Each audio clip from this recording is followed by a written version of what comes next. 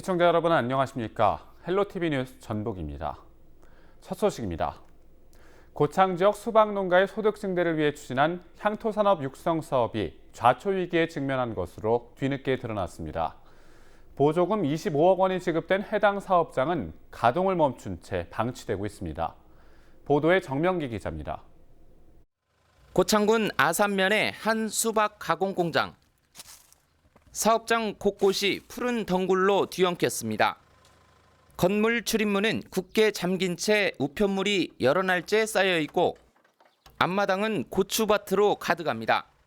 텅 빈 사업장 주변은 이렇게 잡초만 무성한 채 황량하게 방치돼 있습니다. 고창군은 신성장 동력산업으로 수박 가공식품을 생산하는 이 업체에 혈세로 지원하는 보조금 25억 원을 지급했습니다. 향토산업 육성을 위한 농림부 공모사업에 선정되면서 2010년부터 4년 동안 생산시설 비용을 지원한 겁니다. 몇십억의 보조금을 받은 후 무단 방치하고 있다가 보조금 관리가 끝나면 개인 소유로 되어버리는 사례가 있어서야 되겠습니까? 수박에 붉은색을 띠는 라이코펜 성분을 추출하는 공장과 설비 등은 사실상 무용지물이 돼버렸습니다. 11억 원을 부담했던 고창군은 그동안 업체 측의 정상 운영을 촉구했다고 해명합니다. 그렇지만 사업자는 적자 운영이 불가피하다는 이유를 들며 가동하지 않고 있는 것으로 알려졌습니다. 우리 군은 보조금 지원 시설물의 소유권 보존을 위해 수박 가공 공장에 대한 부기 등기를 설정하여 보조금으로 취득한 재산임을 명시하는 행정 조치를 하였습니다. 18,000여 제곱미터 부지에 총 면적 55제곱미터 규모로 지어진 고창 수박 라이코펜 사업장. 고창 수박의 브랜드 가치가 높아지고 6차 산업으로 도약을 시도하겠다는 게 준공 당시 고창군과 농업법인이 쏟아낸 장밋빛 전망입니다.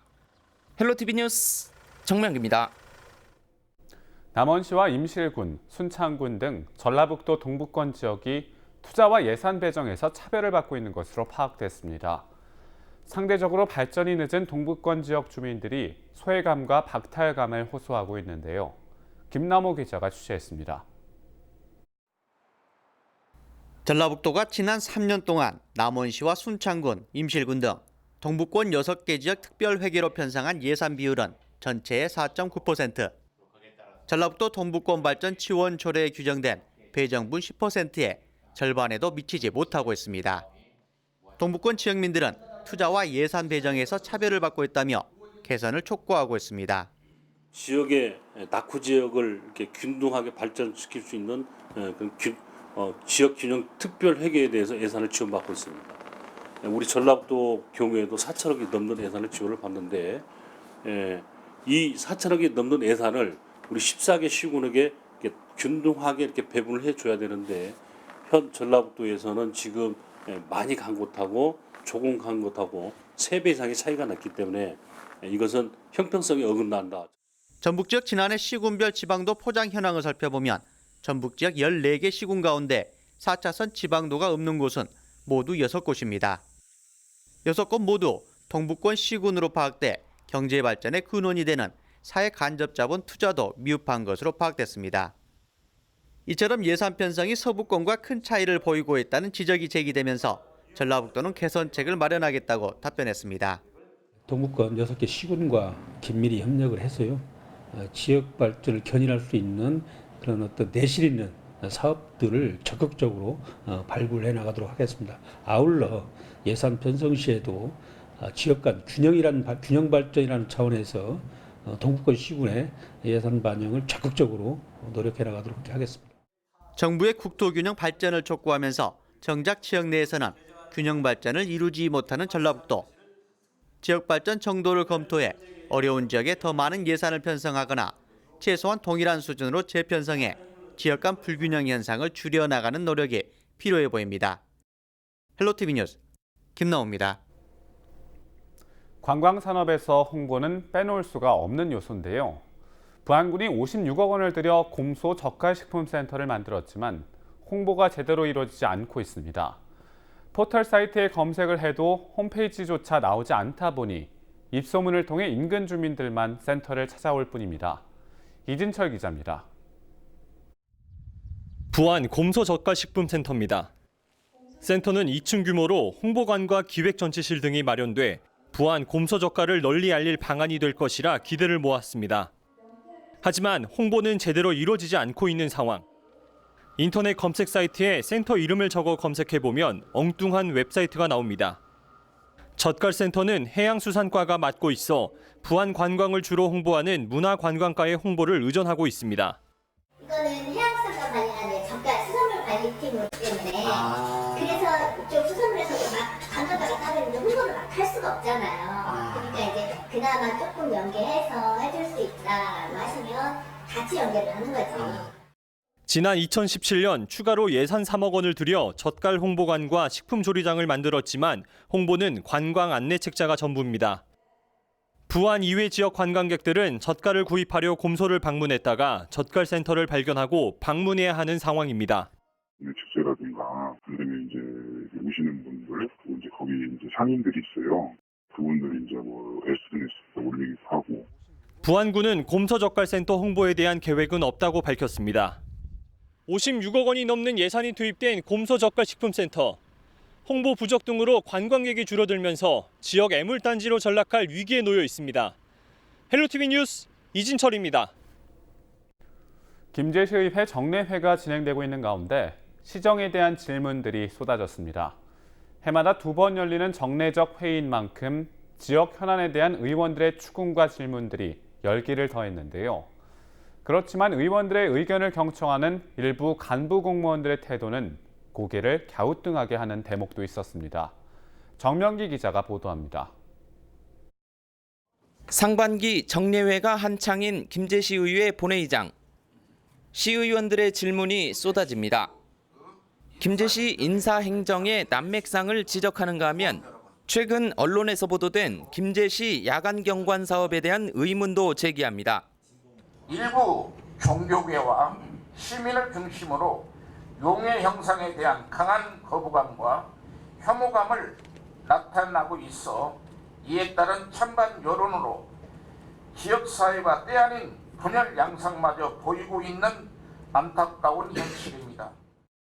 지역 경제와 일자리 창출에 한몫하는 지평선 산업단지 정책 방향에 대해 추궁하고 김제시 현안이자 주민이 바라는 KTX 김제역 정차 관련 내용도 언급됩니다. 선거를 치르는 후보 시절에는 당선만 시켜지면 순종 KTX 역 설치를 이룰 것처럼 말씀하시더니 당선이 된 이후에는 KTX를 순종으로 옮겨서 하는 것은 대통령이 결정해줘야 하는 것이라며 공약집에서 빼버렸습니다. 하이패스 전용 나들목 설치 제안과 마을 민원 등 이날 오전 시정 질문에 나선 의원은 모두 3명. 그런데 집행부를 상대로 질문이 이어지는 동안 일부 간부 공무원들은 꾸벅꾸벅 졸다 깨기를 반복합니다. 읍면동 주민자치위원회 효역시 순회 방문하여 함께 지역 문제를 고민하는 시간을. 질문 시작부터 자주 고개를 떨구는 등 지친 모습을 보였습니다. 해마다 2번 열리는 김제시의회 정례회. 의원들의 열기는 더했지만 일부 간부 공무원의 경청 태도는 아쉬웠습니다. 헬로티비 뉴스 정명기입니다.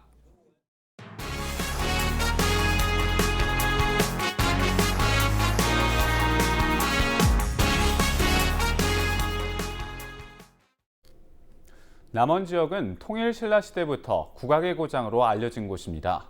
지금도 가장 많은 국악인들을 배출하고 국악 공연도 자주 열리고 있는데요. 국악이 남원을 알리는 데 큰 역할을 하고 있지만 전문 국악인 육성의 기반이 되는 국악 전용 극장이 없어 지역민들의 신설 요구가 이어지고 있습니다. 김남호 기자가 보도합니다. 국립민속국악원 예원당에서 단원들이 공연 리허설을 진행하며 분주하게 움직입니다. 국립민속국악원에서 신임 왕기석 원장 취임 이후 처음으로 선보였던 창극, 마당을 나온 암탉을 선보인 공연 단원들 모습입니다. 남원 영송중학교에서는 자체적으로 국악 관현악단을 운영하면서 지역민들의 관심을 모으고 있습니다.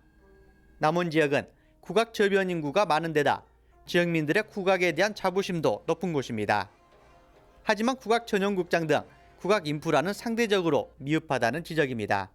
이제 국악정보예술고등학교라고 하고 해서 후진들이 커나가고 있는 학생들도 많이 있거든요. 그래서 남원에 그런 국악을 전용으로 하는 극장이 생겨서 좀 창극이라든지 그러면 그 판소리라든지 이런 걸 갖다 정기적으로 공연할 수 있는 것이 되면은 상당히 문화적으로나 이렇게 지역 경제 개발을 위해서도 좋은 거 아닌가 그런 생각 같습니다. 남원시립국악단은 2년 뒤면 설립 100주년을 맞습니다. 국악 전용극장을 통해 남원 국악 100년 대계를 다시 구축해야 한다는 국악인들의 목소리도 높아지고 있습니다. 지금 전라북도 내에는 국악 전용 공연장이 없습니다, 사실은. 그래서 새롭게 정말 국악 공연장이지만 또 다른 공연까지도 수용할 수 있는 그런 전용 공연장이 마련이 돼야 된다라고 생각을 합니다. 국악 전문 공연 시설이 없어 전통예술 발전에 한계에 직면했다는 지적이 일면서 남원시도 국악 전용극장 신설을 검토할 예정입니다. 이런 국악의 고장에 연중 상설로 공연할 수 있는 창극 전용 극장 건립은 매우 필요하다고 보여집니다. 다만 타당성과 그 예산, 국비 예산 지원 같은 부분에 대해서는 좀 더 검토를 해볼 필요성이 있다고 보여집니다. 문화관광도시로서 입지를 강화하고 체류형 관광지로 변모를 시도하고 있는 남원시. 남원만이 가능하고 잘할 수 있는 문화상품 개발이 필요해 보입니다. 헬로티비 뉴스 김나옵니다. 박준배 김제시장이 취임한 뒤 1년여 동안 인사 논란은 어제 오늘 일이 아닙니다. 정례회가 진행 중인 김제시 의회에서는 인사행정의 난맥상을 지적하는 목소리가 나왔는데요. 정명희 기자가 보도합니다. 박준배 김제시장이 시정을 이끌어온 지 1년. 그의 끊이지 않는 논란은 인사 문제입니다. 그동안 정규직 인사만 30번 가까이 단행했습니다. 직원들이 어수선한 분위기 때문에 근무에 매진하지 못하고 이로 인해 업무 추진 공백 등 문제점으로 작용하여 그 피해가 고스란히 김제시 발전과 시민에게 돌아가게 된 것은 자명한 사실입니다. 지난 2월 김제시에서 전라북도로 전출한 직원은 모두 21명. 전라북도 충원 인력 66명 가운데 무려 31.8%를 차지하는 수치입니다. 김제시 각 실과와 읍면동에서는 부족한 인력 때문에 홍역을 치렀다는 볼멘 소리가 터져나옵니다. 그런데 지난 석 달여 동안 또다시 직원 8명을 전출시켰다며 비판합니다. 인원을 충원하려고 해도 가용 인원이 없어서 해결하지 못하고 임시 방편으로 타 부서에 근무하는 직원을 근무 지정 발령 등으로 땜질식 처방을 하고 있는 매우 안타까운 현실입니다. 그렇지만 박 시장은 내부 통신망을 통해 인사를 사전에 예고했고 사이버 인사마당 등을 통해 직원들의 의견을 수렴하고 반영했다고 반박했습니다. 직원 전출 문제에 대해선 다른 지자체도 비슷한 실정이라며 국가기관과 전라북도로 간 직원들이 장래 김제를 위한 훌륭한 자산이 될 것이라고 주장했습니다. 공정하고 신뢰받는 인사정의 7.0 구현으로 승진서열 4번 인인 6급 공무원을 70% 이상 승진시킴으로써 업무를 장기적으로 열심히 하면 승진한다는 예측 가능한 인사 문화를 만들어 가고 있습니다. 최근 불거졌던 비서실 증원 논란. 게다가 공직선거법 위반 혐의로 벌금형을 선고받은 비서실장이 항소심에서 같은 형을 받고도 여전히 자리를 보존하고 있는 상황입니다. 헬로티비 뉴스 정명규입니다. 남원 의료원이 교통약자들의 이동에 취약한 것으로 알려졌습니다. 시내버스 정류소가 의료원 본관 건물과 수백 미터가량 떨어져 있어 대책이 요구되고 있습니다. 김남호 기자가 취재했습니다. 남원 의료원 인근 버스 승강장입니다. 지체장애인 상급인 황영주 씨가 불편한 다리를 이용해 오르막길을 오릅니다. 일주일에 수차례씩 버스를 이용해 병원 진료를 받아야 하는 황 씨는 매번 300여 미터를 걸어 올라가야 하는 불편을 겪고 있습니다. 우리 같이 몸이 불편한 분들이 차 타기도 불편하고 또 근다고서 택시 타기도 또 돈이 비싸니까 타기가 좀 힘들고 모든 게 어렵습니다. 황 씨와 같은 장애인들이나 어르신들이 버스 승강장에서 병원까지 이동에 어려움을 겪으면서 지역 정치권에서도 개선의 목소리를 내고 있습니다. 우리 취약계층이나 어르신들이 특히 이제 관절염 계신 분들도 병원을 방문을 하시는데 거기서 한 300m 정도를 올라가야 합니다. 그래서 올라가다 보면은 그 어르신들은 이제 그 지팡이를 짚고 아니면은 그 다른 사람 손에 의지를 해서 올라갑니다. 장애인 단체 등 교통 취약자들의 민원이 따르면서 남원시도 대책안 마련에 나섰습니다. 시내버스 노선이 남원의료원 본관을 통과하는 방안을 남원의료원과 시내버스 업체와 협의해 시행될 수 있도록 제안할 예정입니다. 가을부터 시설이 완료가 되면 전체는 아니더라도 이렇게 시차적으로 기간을 두고 환자들의 편리를 도모하기 위해서 좀 버스를 의료원 입구까지 이렇게 투입을 계획을 갖고 있습니다. 장애인과 어르신 등 교통 약자들이 이동에 어려움을 겪지 않고 진료를 받을 수 있는 사회적 환경들이 확대돼야 할 시점입니다. 헬로티비 뉴스 김나옵니다. 남원 지역의 물놀이 시설이 잇따라 들어섭니다. 남원시는 물방개 워터파크와 테이 힐링 워터파크가 이용객들을 막기 위해 마지막 시설 점검을 벌이고 있다고 밝혔습니다. 도통동 주민센터 주변에 위치한 물방개 워터파크는 오는 29일 개장합니다. 또 운봉읍 백두대간 생태교육장 인근에 위치한 스테이 힐링 워터파크도 7월 2일 개장할 예정입니다. 물놀이장은 어린이들이 주로 이용하는 시설인 만큼 수질 관리와 안전사고 예방에 철저를 기하겠습니다.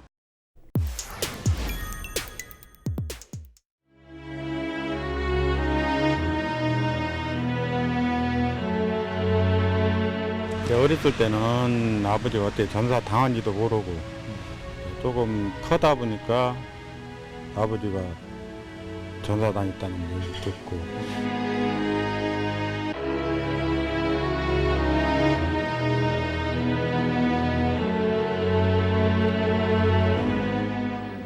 강승우 그때 이제 소위고 오금봉 1병, 안용건 1병 셋이서 이제 자원을 해가지고 아마 그때 자원할 때도 사실 전쟁 중에 언제 죽을지는 모르지만은 자기가 스스로 폭탄을 몸에다 안고 들어가서 자폭하려고 들어간 데는 결심을 하는 것은 상당히 마음적으로 고민을 많이 하지 않았습니까?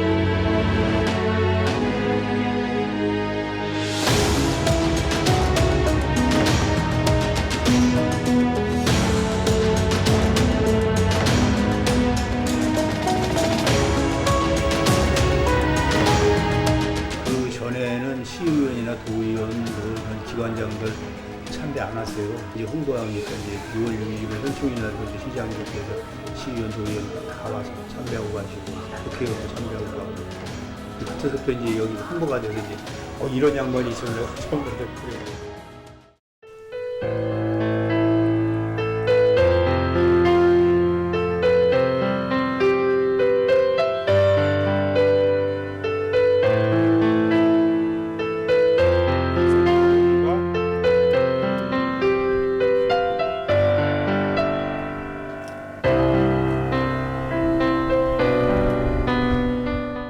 솔직히 이제 나도 어려서는 좀 아버지가 없기 때문에 참 어렵게 컸어요. 어렵게 컸지만은 아버지가 이렇게 대한민국의 훌륭한 분이라는 것을 나도 느끼고 너가 할아버지 앞두는 분이 어디 있겠냐. 너가 아들을 놔두고 자폭으로 저기 올라가면 죽는다는 것을 아는데 그런 분이 대한민국에 있거든요.